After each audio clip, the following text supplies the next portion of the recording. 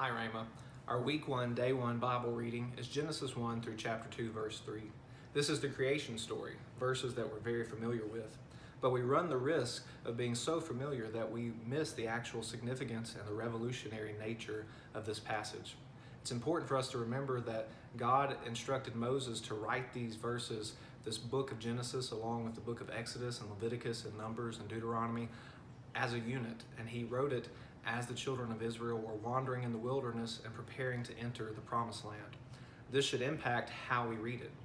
Sometimes we come to the text of Genesis 1 thinking of questions about evolution and the nature of creation, were the 6 days literal 24-hour days, and all these sorts of things, and we miss the answers that Moses is actually answering.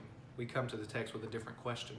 And so it's important for us to remember that even as Moses is speaking to Israel about their creator God, all of the other nations around them also had creation stories, and they look very different than God's creation story.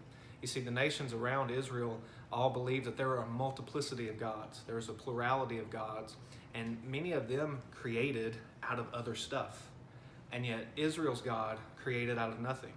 We see that in the beginning, he created all things just by speaking them into existence.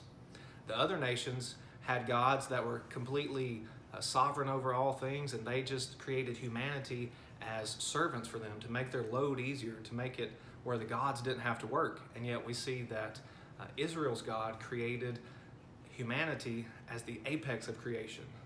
Adam and Eve were the crown jewel of God's creation. Adam and Eve were not made as slaves for God, but they were made in his image. This is radically different than what all the other nations around Israel would have taught at that time. We see that God created order out of chaos, whereas the other nations, with their plurality of gods, had chaos all the time.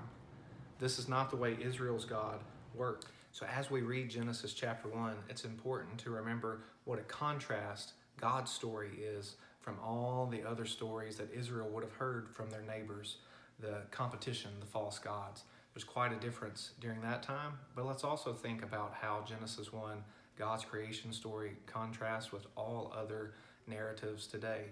That our God is a creator God, that he's created order out of chaos, and he's created humanity in his image. What a blessing that is. Here's a summary of today's reading.